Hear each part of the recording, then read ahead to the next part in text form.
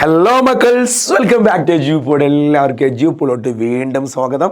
നാളത്തെ ക്രിസ്മസ് പരീക്ഷയ്ക്ക് BSന്റെ ഭാഗത്തു നിന്നും ബയോളജിയുടെ ഭാഗത്തു നിന്നും ചോദിക്കാൻ സാധ്യതയുള്ള പ്രധാനപ്പെട്ട ക്വസ്റ്റ്യൻസ്, അതും നമ്മുടെ 4ാം പാഠത്തിലെ പ്രധാനപ്പെട്ട ക്വസ്റ്റ്യൻസ്. പാഠത്തേക്ക് പോകുന്നതിന് മുന്നേ ക്വസ്റ്റ്യൻസ് പോകുന്നതിന് ഒരു കാര്യം ഓർമ്മപ്പെടുത്താനുള്ളത്, നിങ്ങളുടെ എക്സാമിന് പ്രിപ്പറേഷൻ ഏതുവരെ ആയിക്കൊന്ന് കമൻറ്റ് ചെയ്യടാ. എല്ലാം സെറ്റാണെങ്കിൽ എന്നെ നമുക്ക് ഗ്രീൻ ഹാർട്ട്, ഒരു ഗ്രീൻ ഫോറസ്റ്റ് എന്ന് കമൻറ്റ് ചെയ്യുക അല്ലേ. അതുപോലെ തന്നെ ഒരു ഹാഫ് ആൻഡ് ഹാഫ് ആണെന്നുണ്ടെങ്കിൽ ഒരു പിങ്ക് ഹാർട്ട് കമൻറ്റ് ചെയ്യുക. ഒന്നും ആയില്ല, ആകെ 3G. അങ്ങനെയാണെങ്കിൽ മക്കളെ ഒരു റെഡ് ഹാർട്ട് കമൻറ്റ് ചെയ്യാം. നമുക്ക് എന്ത് ചെയ്യടാ, എല്ലാതും സെറ്റാക്കാം. ലൈവ് ക്ലാസ്സുകളുണ്ട്. ആൻഡ് അതുപോലെ തന്നെ നമ്മുടെ ക്വസ്റ്റ്യൻ പ്രഡിക്ഷനൊക്കെ ഒന്ന് കണ്ടിട്ട് ഉഷാറായിട്ട് പഠിച്ചാൽ മതി. നേരെ ക്വസ്റ്റ്യനോട്ട് പോകാം. ബാ, കിണ്ടത്തിന് തൊട്ട് താഴെ കാണുന്ന വർഗീകരണ തലം ഏതാകുന്നു? കിണ്ടത്തിന് തൊട്ട് താഴെ കാണുന്ന ആരാന്ന് ചോദിച്ചാൽ മക്കളെ വളരെ സിമ്പിളാണ്. നമുക്ക് ആ KPC(G)S ഓർത്താൽ മതി. അല്ല മാഷേ, എന്താ KPC(G)S? മക്കളെ നമ്മുടെ കോഡാണ് കേട്ടോ. വർഗീകരണ തലം പഠിക്കാനുള്ള നമ്മുടെ കോഡാണ് KPC(G)S അല്ലേ. കിണ്ടം, phylum, class, order, family, genus, species. KPC(G)S ചോദിച്ചാൽ എന്താ? കിണ്ടത്തിൻ്റെ തൊട്ട് താഴത്ത്, കിണ്ടത്തിൻ്റെ തൊട്ട് താഴെ അല്ലേ. അപ്പോൾ ഏതാടാ? കിണ്ടത്തിന് തൊട്ട് താഴെ ആരാണ്? ഫൈലമാകുന്നു. സിമ്പിൾ. അടുത്ത ആരാ? സ്പീഷീസ് എന്ന പദം ആദ്യമായി ഉപയോഗിച്ച് സയൻറ്റിഫിക് ക്ലാസിഫിക്കേഷൻ തുടക്കമിട്ട വ്യക്തി ആരാന്ന് ചോദിച്ചാൽ അല്ലേ, അതാരാടാ? നമ്മുടെ കണ്ണിലേക്ക് ഉണ്ണിയും ഉണ്ടപ്പൊരിയുമായിട്ടുള്ള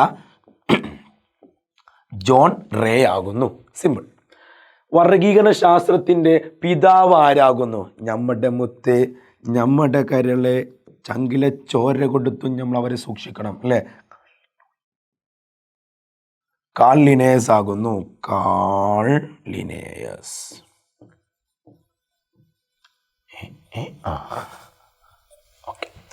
അടുത്ത എന്താണ്? Most basic level of classification. നമ്മുടെ ക്ലാസിഫിക്കേഷൻ ഏറ്റവും താഴെ തട്ടിലുള്ള ലെവൽ ഏതാണ്? വർഗീകരണ തലം ഏതാണ്? നമുക്ക് എന്ത് ചെയ്യടാ, താഴെ എന്ന് പറയുമ്പോൾ ബേസ് എന്ന് പറയുമ്പോൾ എന്താ? ഏറ്റവും താഴത്തെ അടിസ്ഥാനം. ഒന്നുമില്ല, നമ്മൾ വീണ്ടും KPC(G)S എഴുതുന്നു. ഏറ്റവും താഴത്താരാടാ? എസ് ആകുന്നു. എന്ന് വെച്ചാൽ അതാരാണ്? Basic level of classification species ആകുന്നു. സിമ്പിൾ. ഓക്കെ. വർഗീകരണത്തിൻ്റെ പ്രധാനപ്പെട്ട 3 ഘടകങ്ങൾ ഏതെല്ലാം? മക്കളെ, ഒരു ജീവിയെ വർഗീകരിക്കുമ്പോൾ പ്രധാനമായും ശ്രദ്ധിക്കേണ്ട 3 കാര്യങ്ങളുണ്ട്. ആദ്യം ആ ജീവിയെ തിരിച്ചറിയണം, ഐഡൻറ്റിഫൈ ചെയ്യണം. പിന്നെ അതിനെ ഗ്രൂപ്പാക്കണം, അതിന് പേര് കൊടുക്കണം. ഇടയിലടാ 3 പ്രധാനപ്പെട്ട ഘട്ടങ്ങളാണുള്ളത്. ആ ജീവിയെ തിരിച്ചറിയുന്നു, അതിനെ തരംതിരിക്കുന്നു, ക്ലാസിഫൈ ചെയ്യുന്നു, അവസാനം അതിന് പേര് കൊടുക്കുന്നു, നാമകരണം ചെയ്യുന്നു. സിമ്പിൾ. അടുത്തെന്താ? ബൈനോമിയൽ നോമൻക്ലേച്ചർ എന്നാൽ എന്ത്? കാൾ ലിനേയസ് കൊണ്ടുവന്നിട്ടുള്ള ഒരു സിസ്റ്റമാണ്, പേര് കൊടുക്കുന്ന രീതിയാണെന്ത്? ബൈനോമിയൽ നോമൻക്ലേച്ചർ എന്ന് പറഞ്ഞാൽ ആ ജീവിയുടെ തന്നെ ജീനസിൻ്റെ പേരും സ്പീഷീസിൻ്റെ പേരും കൂട്ടിയിട്ട് ആ ജീവിക്ക് പേരിടുന്ന രീതിയാണ് ബൈനോമിയൽ നോമൻക്ലേച്ചർ. അത് കൊണ്ടുവരാനുള്ള കാരണം എന്താ? ഒരേ ജീവിക്ക് തന്നെ, ഒരേ വസ്തുവിന് തന്നെ ഭൂലോകത്തിൻ്റെ പല ഭാഗങ്ങളിൽ പല പേരായിരിക്കാം.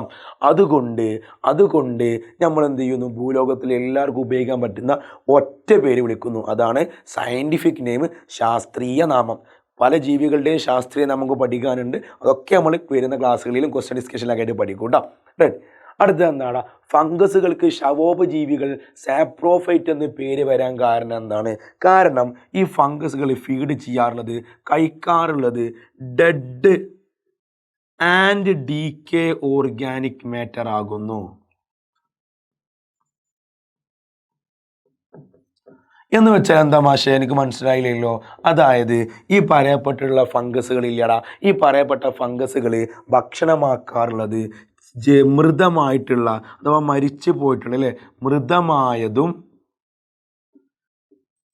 ചീഞ്ഞളിഞ്ഞതുമായ ഭക്ഷണമാണ്.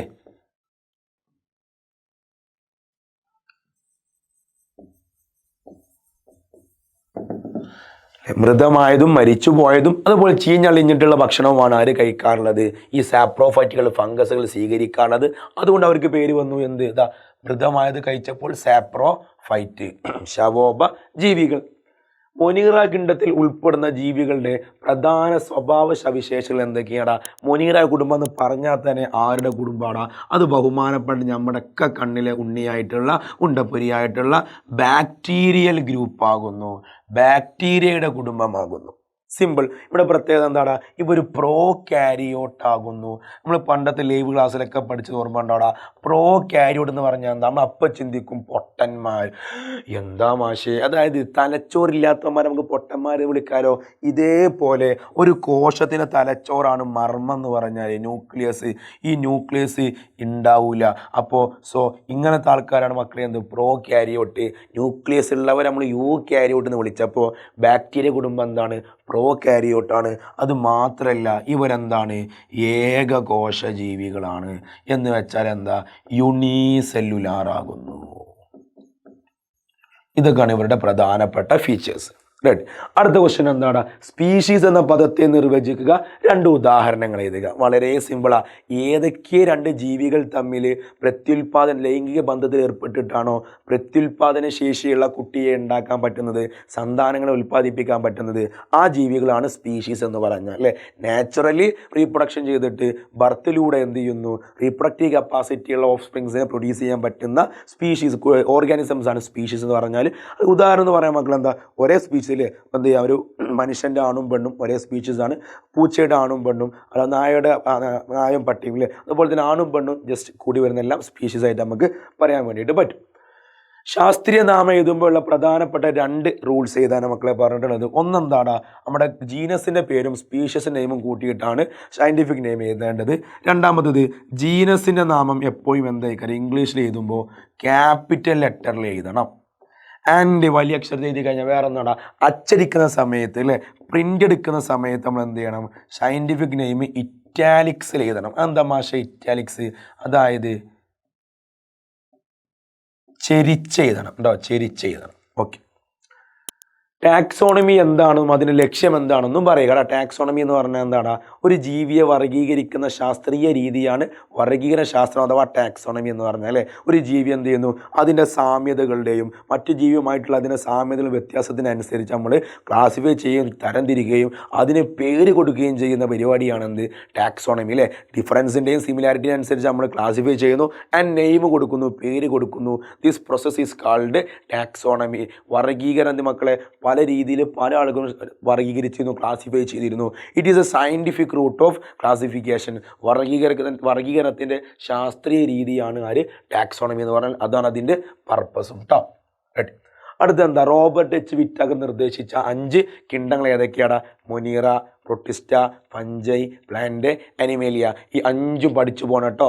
ഒന്നെങ്കിൽ കാർലിനേസിൻ്റെ പ്ലാന്റ് അനിമേലിയ കിണ്ടം 2 കിണ്ടം ചോദിക്കും. ചിലപ്പോൾ റോബർട്ട് എച്ച് വിറ്റാക്കറിൻ്റെ 5 കിണ്ടങ്ങൾ ചോദിക്കും. വളരെ സിമ്പിളാണ് അല്ലേ. Monera, Protista, Fungi, plant and Animalia. അപ്പോൾ ഇത്രയും കാര്യമാണ് നമ്മൾ ഇന്ന് ഇവിടെ 4ാം പാഠത്തിൻ്റെ പ്രധാനപ്പെട്ട ക്വസ്റ്റ്യൻസ് ആയി ഡിസ്കസ് ചെയ്യുന്നത്. മക്കൾസ് ഇനിയും ഒരുപാട് ക്വസ്റ്റ്യൻസ് നമ്മൾ വരുന്നതാണ്. ഒന്ന് ലൈക്ക് അടിച്ച് നമ്മുടെ സുഹൃത്തുക്കൾക്ക് ഫോളോ ചെയ്ത് ഷെയർ ചെയ്ത് കൊടുക്കുക.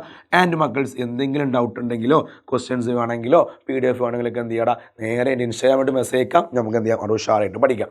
റെഡിയല്ലേ? വരാൻ പോകുന്ന ലൈവ് ക്ലാസ്സുകൾ കഴിഞ്ഞ നമ്മുടെ റിവിഷൻ ലൈവും ക്വസ്റ്റ്യൻ ലൈവും ഒക്കെ ഒന്ന് കണ്ടാൽ ഉഷാറായിട്ട് ഈ പാഠം നമുക്ക് ബയോളജി BSൽ നിന്നും ബയോളജി സെറ്റാക്കാൻ വേണ്ടി പറ്റും.